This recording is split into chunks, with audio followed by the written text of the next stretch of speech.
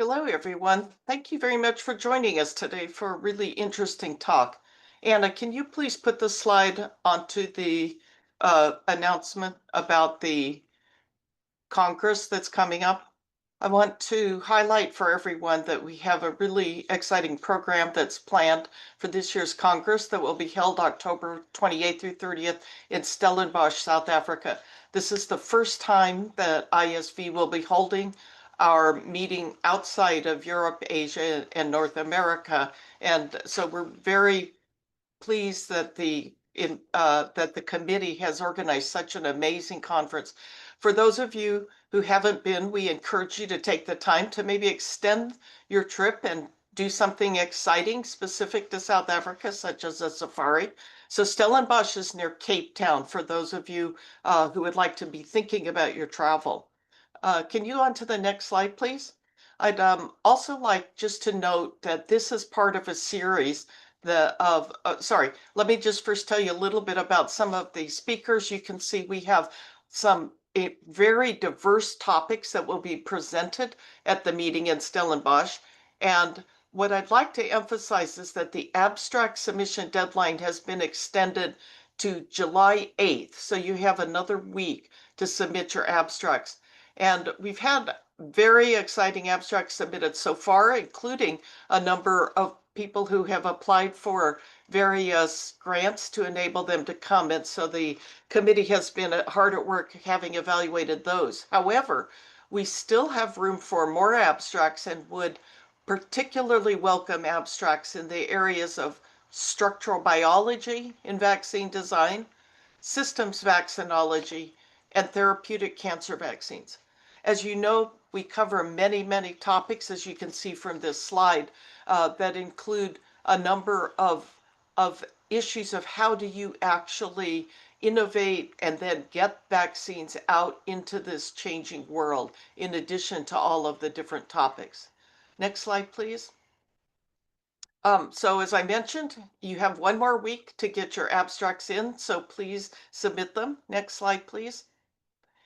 And we have a number of categories. You can see these rates we have tried to keep very stable over the years, and this includes the lunchtime meals that are provided. So it's really quite an amazing deal for the registration rates. Next slide, please. And then we still have some room for sponsors and exhibitors. We greatly depend upon our generous sponsors, as well as we have individual donors, by the way, who contribute to the Congress, but also to making the scholarships available. So if you are at a company or at someone who can contribute to either sponsor, exhibit, or donate, we encourage you to do so. Next slide, please. I mentioned these are some exciting opportunities to do outside of the Congress if you can extend your visit. So consider these. And as you can see, if you look at the QR codes, that this will provide you additional information. Next slide.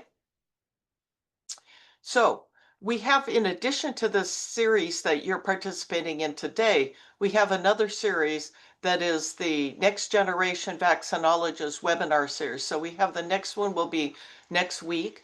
And these are really interesting and exciting talks from some of our early career and researchers, as well as those who are still continuing in their training in the postdoctoral positions. So we've covered a range of very interesting topics, and I can tell you that these are really well presented talks by the scientists who participate. Next slide. And it goes without saying that we are a vibrant organization, so we hope that you will join. There are member benefits. For example, the registration is less expensive for people who are members, but that there are a number of other benefits, such as our networking opportunities, we have career growth opportunities, we have a mentoring program, and so on. And the rates are really very reasonable, with only being $100 for full year membership, but we also do have decreased rates for postdoctoral students. And if you do join for more than 1 year, it becomes even cheaper if you do that all at once. Next slide, please. We'd like to make sure that we thank all of our partners. These partners have been hugely important. We have a number of our scholarships have been provided by our partners, but then the companies who have supported us have really made it possible for us to keep the registration rates so low and have just enabled us to be able to provide the incredible opportunities at the Congress, as well as all year round, what ISV does. Thank you. Next slide, please. So we have these QR codes that you can join us, and I'd really like to highlight Lars Freyland, who is present here. He's chair of our outreach committee that is responsible for not just this symposium series, but all of our activities. As you can see on Blue Sky, we post our talks on YouTube, so you can go back later and look at them. Facebook, LinkedIn, and Twitter. So thank you, Lars, for all of your efforts, and we invite you to join and follow us on the social media. Next slide.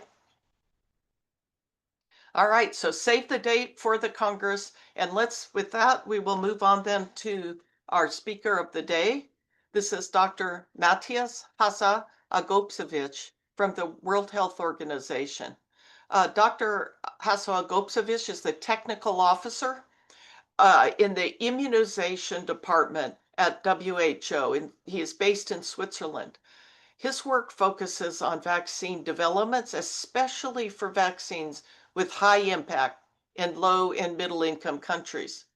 He leads the programs on vaccines and antimicrobial resistance, which, as you know, is becoming an increasingly important arena. Mateusz completed his PhD in immunology and epidemiology and infectious diseases at the London School of Hygiene and Tropical Medicine. And this is a particularly timely presentation by him because just on June 18th, he published in the British Medical Journal of Global Health a manuscript about the global economic burden of antibiotic-resistant infections and the potential impact of bacterial vaccines. So we welcome him, and I'll turn it over to you, Mateusz. Thank you. Thank you so much, Margaret, for this introduction. Allow me just to share my slides. There you go. Could you confirm that you can see them? And I'm just switching to the full screen mode now. Perfect. Thank you. Right. Thank you, Margaret. So good afternoon, good morning, good evening to everyone, and thank you so much for joining. And I appreciate very much the invitation to be part of this webinar series and giving us the opportunity to tell you a story about how we can use vaccines to reduce antimicrobial resistance and also antibiotic use. Mateusz, can I just interrupt? I forgot the most important thing for the audience is that you can ask questions in the Q&A you see at the bottom of your screen. So if you just go in and type in any questions, then I will read them at the end and Mateusz can answer them. I apologize, I forgot to do that, but just ask your questions whenever you want, and then we'll address them at the end. Thank you. Thank you, Margaret. So I've been told we are given around 35 minutes for this presentation. So what I plan to cover in this presentation is start off with AMR and what kind of threat it is to us and how vaccines could help us to overcome antimicrobial resistance. What are the existing evidence that demonstrate vaccine impact on AMR, both from the modeling studies and both from also clinical trials and observational studies? Then I'll briefly discuss some analysis that we did in order to understand which vaccines are currently being developed to reduce antimicrobial resistance. But then also giving this evidence, how does this integrate with existing global policy, with existing country actions, with introductions, and how are countries considering vaccine impact on AMR? And lastly, I will finish with some remarks as to how that role of vaccines in reducing AMR is seen in WHO, what we are doing in order to push that agenda forward, and finalize with some conclusions. So I'll start with AMR as a global threat and how vaccines could help. And probably a lot of you have seen these numbers and have seen these graphs published by the Global Burden of Disease study, which has showed that in 2021, there was an estimated number of 1.14 million deaths attributable to AMR, or 4.7 million deaths associated with antimicrobial resistance. And what they mean by attributable are those that are a direct result of a progression from a drug-sensitive to a drug-resistant infections, and the associated ones are those deaths that are a result of a progression from not having an infection to a drug-resistant infection. In other words, attributable are directly responsible for dying due to antimicrobial resistance or associated are on a pathway to dying. And if you see the results on the right-hand side, you can see, the three leading pathogens. You have Streptococcus pneumonia, Staph aureus, E. coli, and then the additional three, again, very high burden, Klebsiella pneumonia, Acinetobacter baumannii, and Pseudomonas aeruginosa. I think what's really interesting here also is that for the one that is causing the largest burden, Streptococcus pneumonia, we do have a vaccine, but that just shows that there is still large and untapped potential of using that vaccine to reduce that burden from what we are seeing on this picture. So how can vaccines reduce that really large burden of antimicrobial resistance? Well, there are a number of mechanisms, some direct, some indirect, through which they protect us from or reduce antimicrobial resistance. And we have tried to summarize them on this picture on the right-hand side. But what they do is they prevent infections both with drug-susceptible and drug-resistant pathogens. So they don't usually discriminate. So they can prevent you individually from getting sick with a drug-resistant pathogen. And then with sufficient people in the communities are being vaccinated, often they can also protect them from getting sick by herd immunity.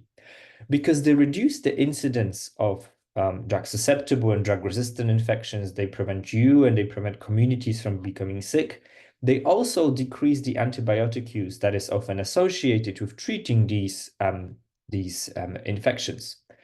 And by reducing the antibiotic use and reducing the number of infections and disease that are caused by these pathogens, they also reduce the chances of evolution of antimicrobial resistant genes and decrease the transmission of resistant pathogens. But despite that, despite knowing that they could help and there are no mechanisms through which they can reduce antimicrobial resistance, there is still a large gap because vaccines continue to be under-recognized as tools to prevent antimicrobial resistance. You can see more and more there are still existing very important opinion-building articles that talk about the importance of AMR. They talk about how big of a threat AMR is, but very often they do not mention vaccines at all. And you can see a couple of examples here on the right-hand side. And I think what that demonstrates is that the immunization and AMR scientists and advocates, they really need to ensure that vaccines are recognized and used as intervention to reduce AMR. That there are a number of audiences that we need to talk to. One of them is the immunization audience. Another is the AMR audience, is the country colleagues, is the R&D colleagues, etc. And to all of them, we need to ensure that we convey the message that vaccines reduce AMR and should be used to do so. So if we think of using vaccines in reducing antimicrobial resistance, what are the different opportunities when we would like to do so, and what vaccines do they apply for? And what I had laid out on this graph is a pathway for vaccine development, starting from very early development and all the way to post-licensure and evaluation of such a vaccine. And at the bottom of this graph, I have highlighted different vaccines where the impact on AMR was considered. And I'll give you a couple of examples now. Starting from very early development, when we think about which vaccines to invest in, which vaccines to research, and there are two vaccines, Neisseria gonorrhea and Klebsiella pneumonia, which are, Klebsiella is in early stages of clinical development, preclinical work. Neisseria gonorrhea, the Bexsero vaccine for meningitis, is in clinical development. But for these two vaccines at very early stages, the impact on antimicrobial resistance very heavily featured in the decisions of whether to go ahead with that vaccine program or not, because we recognize that increasingly, we do not have options to treat these pathogens, and therefore vaccination could be one of the solutions in order to invest and develop these vaccines. And then later, as we progress through clinical development and during clinical development, the impact of vaccines like for Streptococcus pneumonia, influenza, or RSV was measured, and that was either measured on the AMR prevalence, like for Streptococcus pneumonia, or on antibiotic use, like for RSV and influenza. And we have this data from trials, and I'll show them later in my presentation. Then as we move on through that pathway of vaccine development during policy decision, for example, during SAGE, which is Strategic Advisory Group of Experts on Immunization to WHO, when they looked at decisions about whether to recommend using Salmonella typhi vaccine, the impact of that vaccine on antimicrobial resistance was one of the important factors that led into their decision to recommend the vaccine for use in typhoid endemic countries. Another example is in Gavi, where through the vaccine investment strategy, they had considered impact on AMR. I also have a slide on that, and I'll mention that later.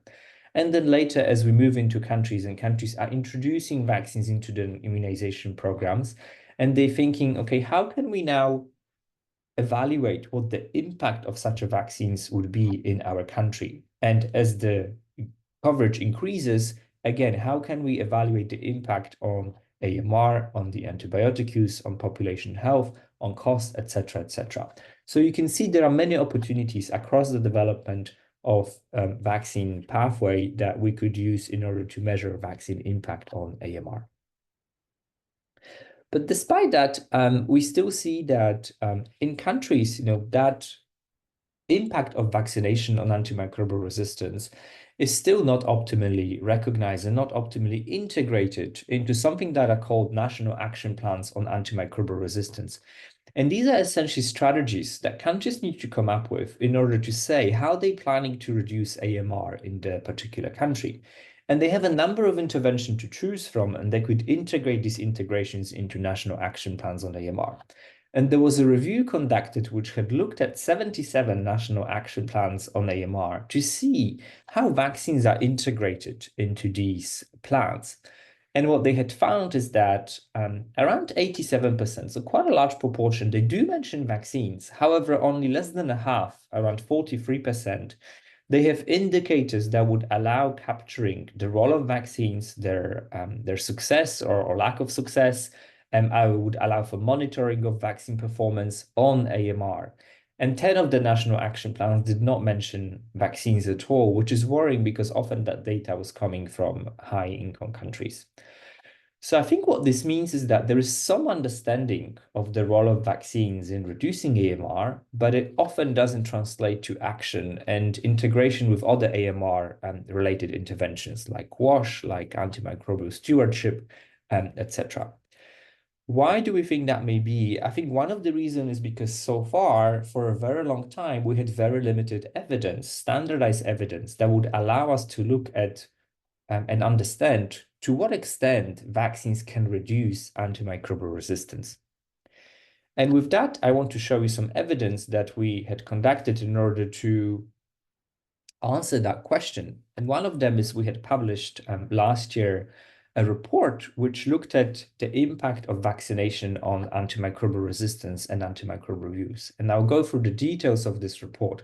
But what we had found is that for all of the vaccines that we had evaluated, 44 different vaccines, again, 24 different pathogens, if they were to be optimally used and developed, of course, we would be able to avert around 515,000 deaths, 28 million DALYs, 30 billion in hospital costs, and 20 billion in productivity losses, all associated with AMR and all annually. And in addition, these vaccines could also help to reduce antibiotic use by around 2.5 billion doses. And I'll go through the details of that report now in a second, but I also invite you to have a look because there are really a lot of interesting data and analysis. And this is just a snapshot of key messages from that report. So how did we come to these numbers? I've mentioned that we identified 24 different pathogens and 44 vaccines against these pathogens. And the reason why we had more vaccines than we had pathogens is because for some pathogens, we evaluated more than one vaccine.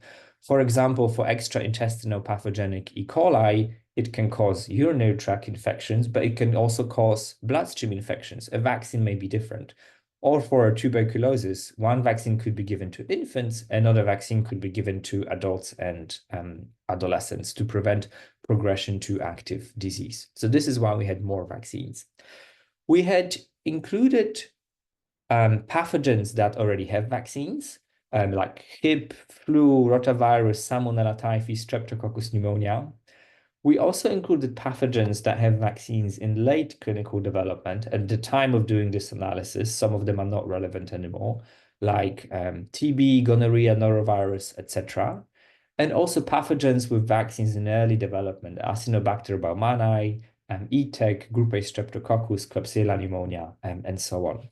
We chose pathogens that are important for AMR because they either have very high mortality, or they have very high resistance, or they result in very high use of antimicrobials.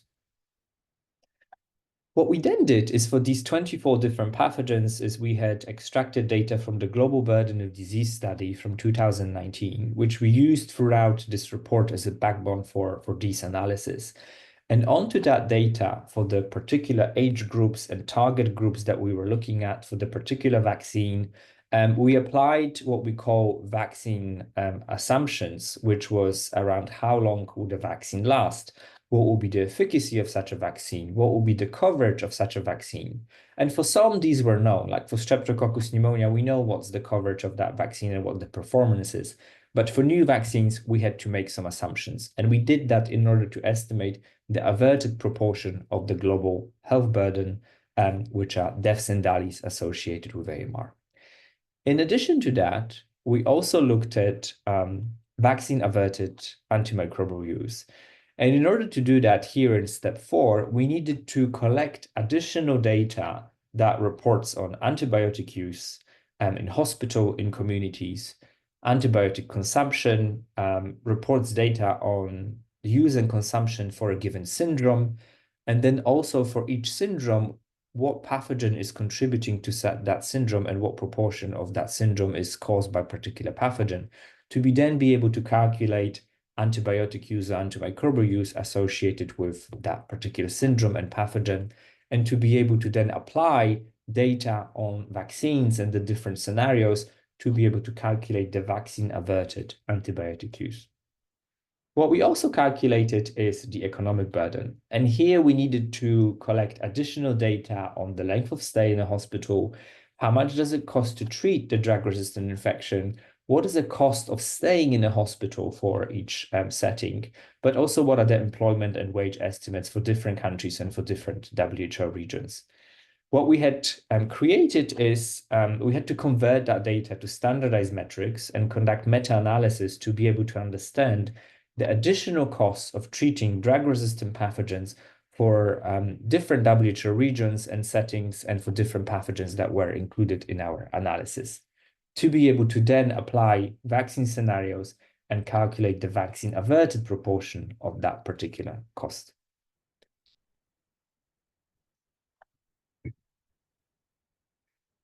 So I'll show you now 3 slides that summarize the results that I have mentioned in the past, but just to give you a bit more detail as to what we had found. The first slide shows the potential impact of vaccines on averting deaths associated with AMR. And on the right-hand side, you have different vaccines that were part of that particular analysis, and you can see the impact of these, predicted impact of these vaccines. Collectively, if you were to add these different vaccines, they could avert up to 515,000 deaths associated with AMR annually, and the largest proportion of these deaths was in the African region. 32% of the averted deaths was in the African region. If you look at the different pathogens for which vaccines avert the most deaths, tuberculosis vaccine is number 1, averting just short of 120,000 deaths associated with AMR, followed by Klebsiella pneumonia vaccine that is targeting neonatal deaths. Extraintestinal pathogenic E. coli vaccine, also very high. Streptococcus pneumonia and Staph aureus vaccine, all coming just short of 60,000 deaths averted annually. We had published this study also in BMJ Global Health, and you can see the title here on the left-hand side, and you're welcome to have a look to read more in detail about these analyses. The second analysis that we did was the potential impact of vaccines on averting antibiotic use. And what we had found collectively that for all of these vaccines that you can see here on the right-hand side, Vaccines have the potential to avert up to 2.5 billion defined daily doses of antibiotics annually, and around 40% of that was coming from the Southeast Asia region of the WHO. Now, if you look at different pathogens, you notice there are many more pathogens here. And this is because we had included viruses in this evaluation as well. Because as we know, very often antibiotics are being prescribed for, well, they're being prescribed empirically, and often they are being used to treat viral infections. So because of that, we had also included viruses in our assessment. And again, you can see that the largest impact would be from a tuberculosis vaccine, around 1.8 billion doses of defined daily antibiotics annually. And this is hugely, much bigger than any other vaccine that is included in our analysis. The reason for that is that treatment for tuberculosis is incredibly long, 6 months long. In addition, you need to take multiple antibiotics at the same time. And in addition, then the incidence of disease is high in selected countries. If you add all of these three compounding factors, the impact of such a vaccine is very, very high. But that is followed by the XBEC vaccine, Staph aureus vaccine, Group A Streptococcus, and also the existing influenza vaccine. And lastly, another type of analysis that we had conducted is the potential impact of vaccines on averting hospital costs associated with antimicrobial resistance. If you look at all the different pathogens that we had evaluated here, if you were to use these vaccines optimally, we had estimated that these vaccines could avert up to $30 billion in hospital costs associated with treating drug-resistant infections annually. And not surprisingly, the largest proportion of these costs is coming from the American region, around 30% of these costs.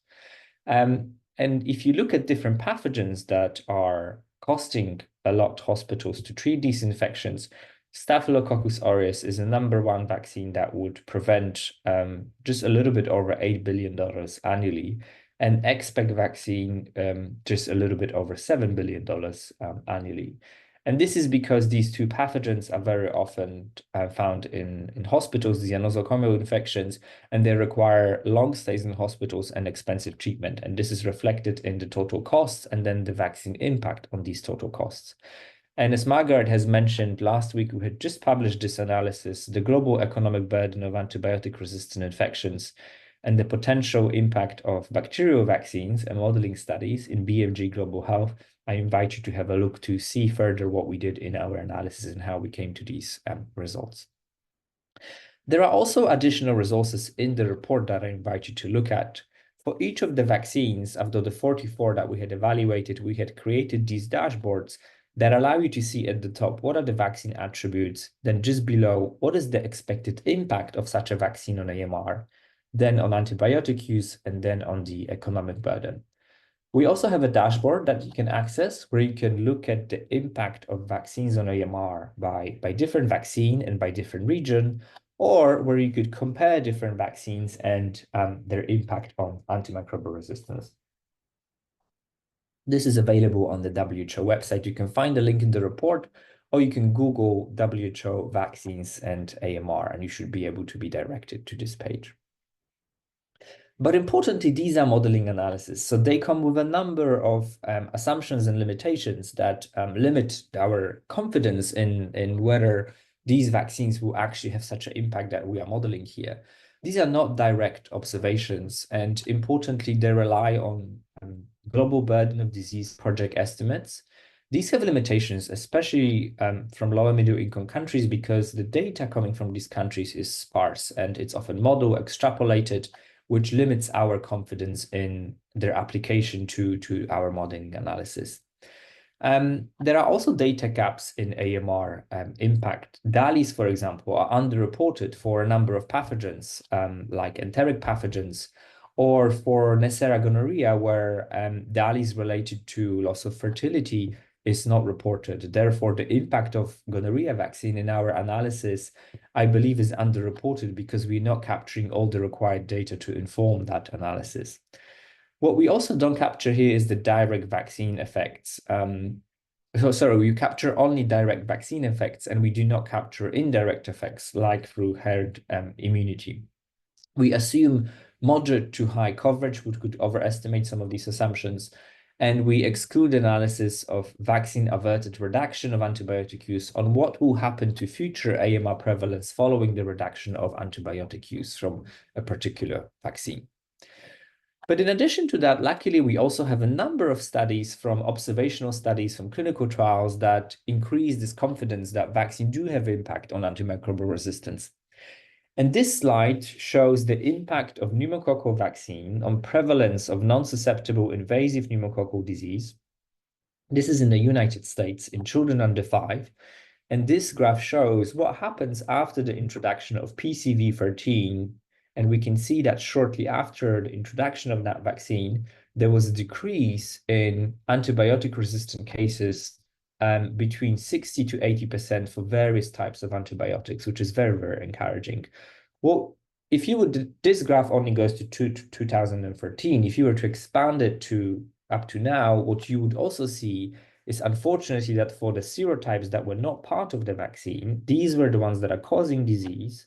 These are the ones for which you prescribe antibiotics, and resistance in these non-vaccine serotypes is actually going up. So it's important to acknowledge that. There was also a meta-analysis, really nice systematic review and meta-analysis that was done that looked at all the different studies and what has happened after the introduction of any PCV product on Streptococcus pneumonia susceptibility. And across all the different settings, various vaccines that have been used for a various amount of time, they were able to demonstrate that there was an impact of around 10% of decrease in non-susceptibility to penicillin, but also other antibiotics over a 10-year period after PCV introduction. So encouraging results.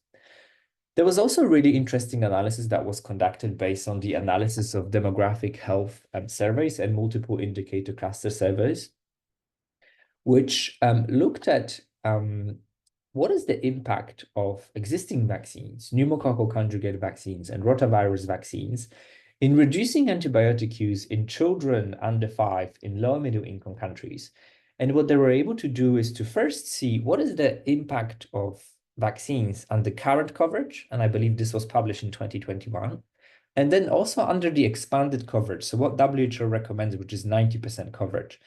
And what they had found is that during the time of this analysis, during the coverage, which was around 60%, I would presume, for PCV and maybe a little bit higher for rotavirus, they had found that under that coverage, PCV vaccine already prevents almost 24 million antibiotic-treated episodes annually. But if we were to increase the coverage of these vaccines to what WHO recommends is 90% coverage, it could avert additional almost 22 million antibiotics-treated episodes annually. So quite a large number of antibiotic-treated episodes. For rotavirus vaccines, they had estimated that it already prevents around 14 million antibiotics-treated episodes annually. And if we were to increase the coverage of rotavirus vaccines, it could avert additional around 80 million antibiotic-treated episodes annually. So what this slide demonstrates is that we already have the tools to be able to impact antimicrobial resistance, but unfortunately, due to multiple reasons, we are not fully and optimally using these tools in order to reduce AMR. And one more piece of evidence is coming from an RSV trial. This was a Novavax study that looked at the RSV vaccine given to mothers, and they looked at the impact on antimicrobial prescribing in infants who were born to mothers who received the RSV vaccine. And what they had found is that in these infants, there was reduced antimicrobial prescription for any diagnosis in mothers who received the RSV vaccine, around 13%, and for diagnosis for acute lower respiratory tract infections, around 17% in the first 3 months of infant's life. And you may think, well, maybe that's not a lot, but if you think that for an infant, during the first few months of life, when your microbiome is being developed, this time is very sensitive, is very precious for the development of a microbiome that you would really want to avoid using any antibiotics, so not to have a detrimental impact on microbiome and then later development outcomes for a child. And lastly, I think this was a systematic analysis that was conducted looking again at various studies published for influenza vaccine and for pneumococcus vaccine. What they had found is that there was high certainty evidence that flu vaccine reduces antibiotic use in healthy adults by 28.1%. Moderate certainty evidence that pneumococcal vaccines reduce antibiotic use in children up to 6 years. And what they had highlighted is there's need for future research to strengthen that evidence base and collection of data on antibiotic use in upcoming vaccine trials. So I think what they were saying is that while we're setting up trials for new vaccines, we should be integrating the outcome of measuring vaccine impact on antibiotic use in these trials where possible and where it's suitable for pathogens that we are evaluating. So which vaccines are being developed to reduce antimicrobial resistance? What can we work with and what is it that we can look forward to? We had conducted an analysis, we had published this in 2022, and this was an analysis of a bacterial pipeline in 2021, where we looked at WHO priority pathogens for antimicrobial resistance. And we looked at these pathogens and we wanted to understand for which of these pathogens vaccines are being developed. What we had found is that at the time of this analysis, there were 61 vaccines in active clinical development. The highest number of vaccine candidates was for Streptococcus pneumonia, 16 vaccine candidates, 13 for tuberculosis, and 6 for Shigella and ETEC. And importantly, there were no candidates in clinical development for Enterococcus faecium, pylori, Pseudomonas aeruginosa, Acinetobacter baumannii, etc. So often these pathogens that are critical AMR priority, they did not have any vaccines at all. And what we had done is, based on that analysis, we came up with a number of recommendations and conclusions, and we had classified these different pathogens and vaccines into 4 classes, A to D. In the A class, you have pathogens with vaccines that are already licensed, Streptococcus pneumonia, Hib, Salmonella typhi. And what we recommended here is to increase the coverage and accelerate introduction of these pathogens. And Streptococcus pneumonia is one example. We still have a number of countries that haven't introduced that vaccine. Similarly with typhoid, since very positive clinical trials and SAGE recommendation, the pace of introduction has been slow. The second class of pathogens are those with vaccines in late-stage clinical trials with high development feasibility. We had here gonorrhea, Exbec, Salmonella paratyphi, Clostridioides difficile, and Mycobacterium tuberculosis, where we recommend to accelerate development and prepare for introduction of these important pathogens. So while we develop them, we can also collect data on the impact on AMR. And once these vaccines are ready and the trials are completed, we have that data to inform global policy decisions, but also countries' decisions to introduce these vaccines. And just to note that because this analysis was done in 2022, some vaccines have shifted. Exbec is no longer in clinical development. For Class C, pathogens with vaccines in early trials or with moderate to high development feasibility. This is ETEC, Shigella, Klebsiella pneumonia, Campylobacter, and NTS, where we recommend to continue developing these vaccines and expand the knowledge of what impact they have on antimicrobial resistance. And the last class, where we found that there were pathogens with small or no vaccine candidates in development and very low development feasibility. And here we have these critical pathogens, so Acinetobacter, Pseudomonas, Staph aureus. And for now, while we develop these vaccines, we need to also focus on other prevention and control tools to prevent AMR, because within the next 10 years, it's very unlikely that we'll be able to have vaccines against these pathogens. So how is that evidence of the impact of vaccines on AMR integrated with global policy and country action? And I have mentioned earlier Gavi, which is an international organization that helps co-finance vaccines for low-income countries. And what they do is that every 5 years, they go through an evaluation cycle to decide which vaccines they should be investing in. And it has been in 2024 and 2018 where the first time in their assessment, they had included vaccine impact on antimicrobial resistance in their analysis, which is very encouraging. A lot of the results that you had seen here on the previous slide actually fed into the analysis that informed the 2024 selection of vaccines to co-finance by Gavi. So this is very encouraging. And you can see that, we're not doing these analyses just so that we can collect some data and create nice reports, but they actually inform a number of decisions around which vaccine should be used at a country level. In addition, there are also a number of really interesting stories that countries are telling us as to how they are using vaccines in order to control antimicrobial resistance. And this was a story told by a colleague from the Ministry of Health in Zimbabwe, where they had actually had a number of challenges with outbreaks of highly resistant typhoid and cholera between 2017 and 19 in the capital in Harare in Zimbabwe. And they had looked at a number of different interventions as to how they could control these outbreaks. And in the end, what they had found is that they chose to vaccinate, and they administered 318,000 doses of typhoid vaccine and 1.5 million doses of cholera vaccines through various campaigns.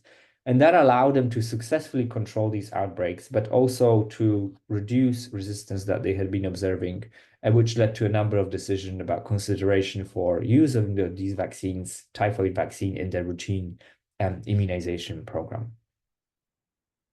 So what is WHO doing in order to leverage that role of vaccines in reducing antimicrobial resistance? And very early in 2015, we had started with the development of a global action plan on antimicrobial resistance. And in there, I think vaccines were considered in at least 2 out of the 5 strategic objectives. One was on the need to integrate vaccines with other infection prevention methods like WASH, and another was to invest in new medical interventions on diagnostics and WASH and vaccines as well.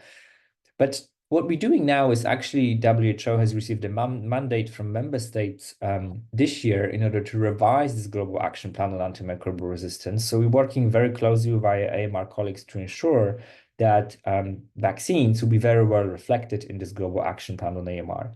And if some of you have followed the recent discussions that took place in New York in September last year at the UN Global High-Level Meeting on AMR, the declaration that came out of that meeting very well reflects vaccines. Whenever we talk about different interventions to reduce AMR, you can see that vaccines are frequently mentioned.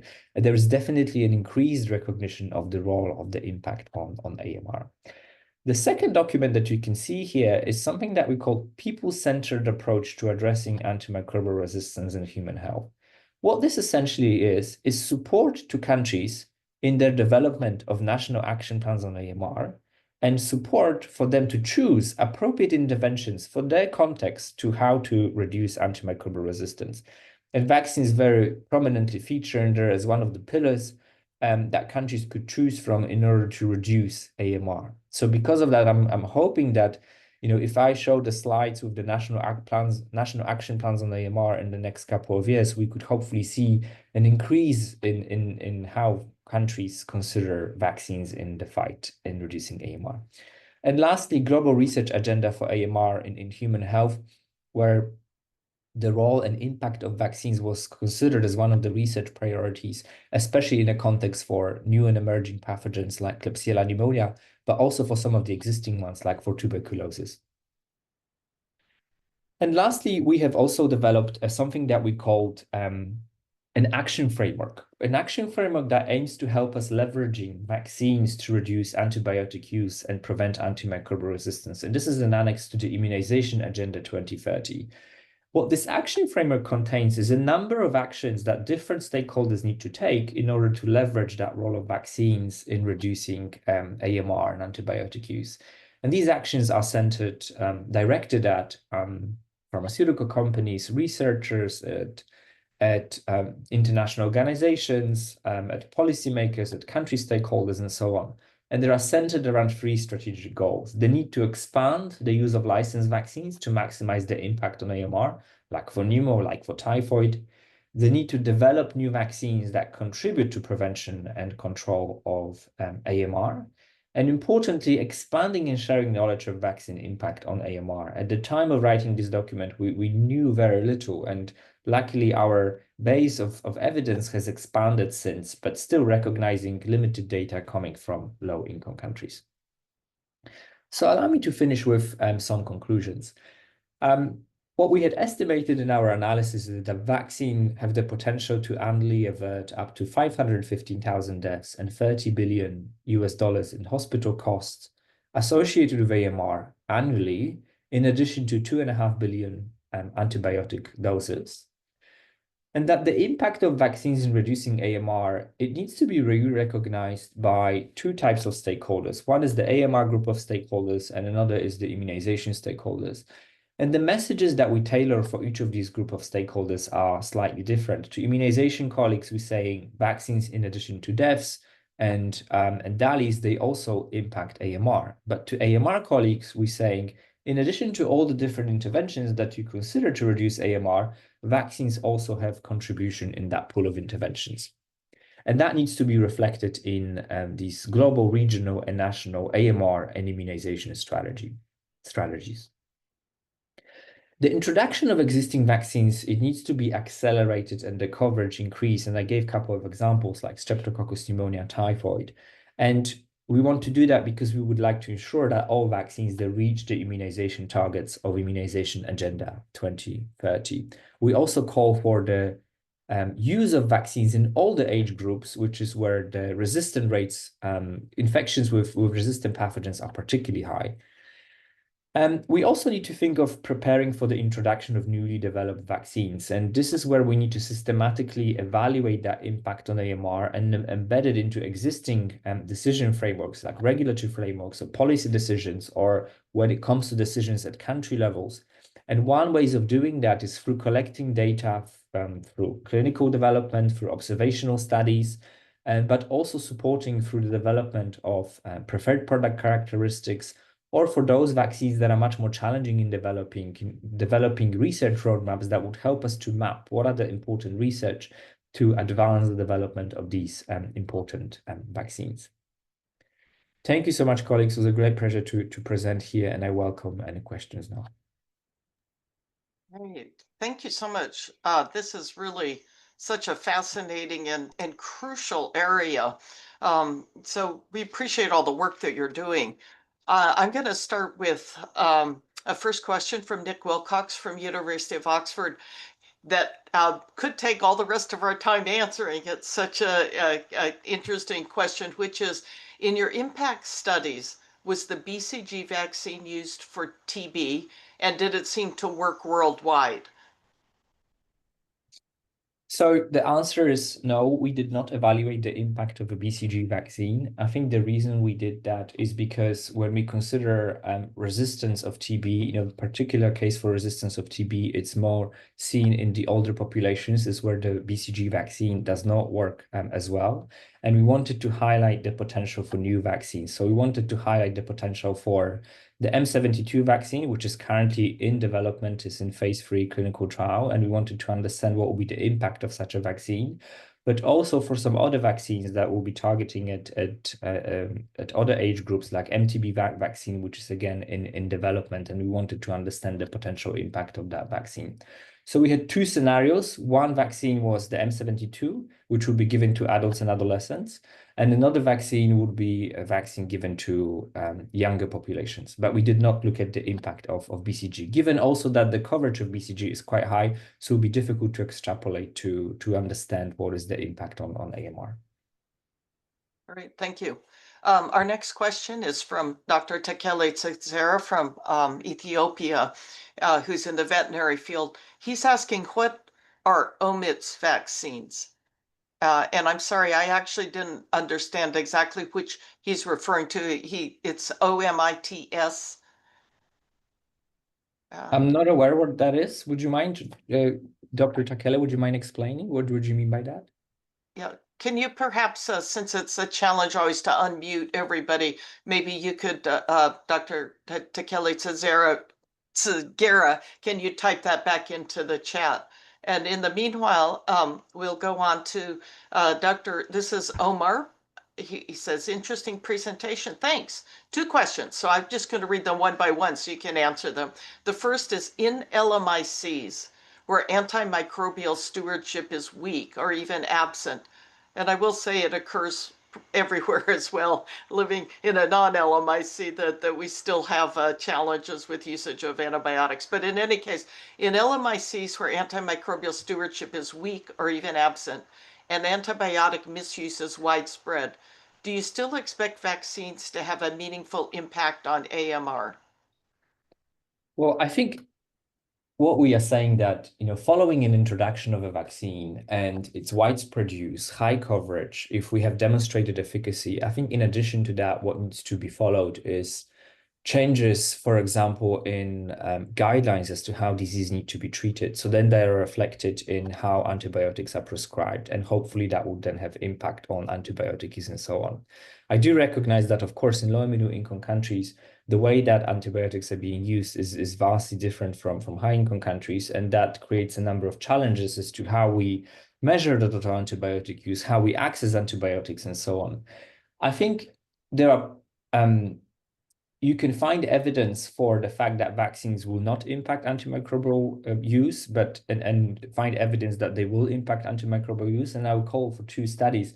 One of them was a study, was a follow-on from the study that I have actually shown on the very last, in a couple of last slides from Zimbabwe, where they had a vaccination campaign for typhoid in Harare, and then they had looked at the antibiotic use reduction or changes in antibiotic use following that campaign. And they had not found any effect of that campaign on antibiotic use in that campaign in Harare. And I think, we've been asked to comment on this, and we discussed that one of the potential reasons could be was that because it was not routine introduction, it was a campaign setting, it was in an isolated geographical area, and also it has not been followed through with any changes to how a disease should be treated, and no communication packages around that. So that might have impacted this lack of impact on antibiotic use. However, the study that I have shown much earlier that was published in Nature, which looked at the demographic health surveys and antibiotic use that was recorded through these surveys and then estimated vaccine impact on antibiotic use. But that was a study that was looking at antibiotic use in communities. So, even though we know that in communities, very often you can access antibiotics without any prescriptions very easily. That study showed very strong evidence that still vaccines do impact antimicrobial use in these settings. And this was the African region, low and middle income countries in the African regions. So I think, it comes with a number of caveats, such as routine use, such as changes in prescribing, changes in policies, and so on. And I think only then you'll be able to seeing the impact on antimicrobial use. His second question is, do you see a future where AMR-related outcomes are incorporated into post-marketing regulatory commitments for vaccines? If so, what are the key hurdles to overcome to get there? Interesting. So I think I'm hoping that, yes, that could be possible, because I think that would give a lot of incentives for vaccine manufacturers to be able to then measure vaccine impact on AMR in clinical studies. We've talked to a number of regulators and we asked their opinions about this, and they said that it varies and it would very much have to be demonstrated somehow in a clinical trial, but not only that a vaccine reduces antibiotic use, but also a demonstration of what is the clinically, how meaningful is that? What does it mean for a patient that a vaccine reduces antibiotic use? So I think there are still a number of considerations as to how to integrate that antimicrobial use into a pathway of consideration of this has impact on clinical outcomes or not. Or alternatively, one could also look at vaccine impact or efficacy on drug-resistant disease. And particularly for pathogens where drug resistance is very, very high. Imagine if you're doing a trial for a Shigella vaccine in a setting where you have very high resistance, let's say 80 or 90%, hopefully you could potentially measure vaccine efficacy on AMR and integrate that into your dossier of vaccine documentation that you are submitting when you're applying for your clinical and regulatory decision. But it's very much still an open question. We are planning to hold a regulatory consultation in next year, which would allow us to bring all the different regulators together and really discuss what are the challenges and hurdles. So precisely what you are asking, and we're hoping to have a little bit more of a concrete answer. Great. So next question is from Isabel Frost, who I think is at AstraZeneca. Great talk. What are the next priorities for WHO's future work on vaccines and AMR? Is there likely to be an updated vaccine pipeline report in the future? So thank you, Isabel. So just to audience here, Isabel is a colleague who was actually a consultant and did a lot of the analysis that I had presented here today. So this comes very much with acknowledgement of her very hard work that fed into this analysis. And yes, we do plan to continue working on vaccines and AMR. For the immediate future, we are focusing on pathogens where we had demonstrated that vaccines would likely have very high impact on AMR, like for Klebsiella pneumonia, where we'll be developing a research roadmap. Beyond that, yes, we plan to update the bacterial pipeline that I have shown, which we had published in 2022. A lot of things have changed and a lot of vaccines have dropped out. Some have been added. So we do plan to publish that. And after that, we also plan to hold consultations with regulators. We have one more guideline that will hopefully soon be published, which is looking at various ways that various research, various methodologies and outcomes that one could use to measure vaccine impact on antimicrobial resistance. So for example, if you're conducting a trial, which methodology should you be selecting in order to appropriately measure your vaccine impact on AMR, whether this is in clinical trial, whether this is in a country. This is currently being reviewed, so I'm hoping that we will be able to publish that soon. Great. Okay, we have 3 more questions, but please add them if you want to in the next 5 minutes. James Wassel from Vaxite is wonderful presentation. You said it is unfortunate that there is no E. faecalis vaccine in development. If we were able to develop one, do you know who it would be recommended for use? Other targets with high resistance have similar issues. Thank you, James, for that question. I don't recall from the top of my head exactly what type of scenarios we had modeled in our framework. I think it was a vaccine that would broadly prevent against, multiple types of E. faecalis infections. And I think this is because we had challenges in precisely identifying what the target group could be. But I think, it will be definitely patients who are at high risk of infections, probably the elderly patients, probably patients who are admitted to hospitals or those who have surgery scheduled. But for details, I invite you to have a look in the report because in there we describe these different target populations that we had used in our modeling analysis. Next question is from Michael Shostart from Mount Sinai Medical School. Are veterinary vaccines important to reduce AMR for human pathogens, zoonoses, given antibiotics are sometimes used in livestock? I think very much so. And, in my talk, I just talked about vaccines that are related to human health because WHO's mandate is on human health. And the conversation about animal vaccines is a whole different topic. It probably you could invite another speaker for a 1-hour webinar just on that particular topic. I think they are hugely important. There is a lot of work that is being done by WOA, which is it's the World Organization for Animal Health that is based in Paris. And they have done analysis earlier to be able to understand which vaccines they would need to develop in order to reduce AMR. From their perspective, it's not just about the health of the animals, but it's very much an economic question. If there is a loss of livestock, that causes loss of earnings to farmers, etc., which is really, really a big issue. So they have a number of different incentives. They also have different approaches to developing these vaccines. Sometimes it's easier to develop vaccines in animals and much easier to do trials, etc., to assess whether a vaccine works. But there is definitely work happening on that front as well to develop vaccines, but also to increase the use of vaccines in animals to reduce antimicrobial use and to increase health of livestock and animals. Next question is from Dr. Sulochana Manahar, who's from the Oxford University Clinical Unit in Nepal. WHO doesn't seem to prioritize Group B strep as a vaccine target, despite the fact that it's a top cause of neonatal sepsis. Is it because GBS usually is not associated with AMR? However, in LMICs, due to rampant use of antibiotics around delivery, there's a high chance of AMR and GBS. Okay, so the analysis that I have shown were considering WHO priority pathogens that were published, I think, in around 2018 or 2019. In there, it's true GBS was not included because at the time of doing the analysis, majority of GBS was sensitive to penicillins, therefore they were not considered priority.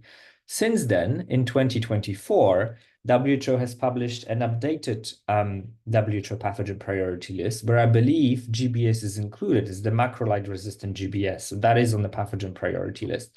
In addition, in the immunization departments where I sit, we had conducted an assessment of pathogen priorities, endemic pathogen priorities for vaccines R&D, which we had published in the Lancet eBiomedicine. And in there, we had highlighted that GBS is definitely one of the priorities because of the reasons that you are listing here. So it's the neonatal sepsis. And so we do mention that in the publication. Right. So thank you. This has been fantastic. I'm going to conclude with our last comment that we received from Ameo Douglas. Ameo, interesting talk and very timely. I'd just like to really second that.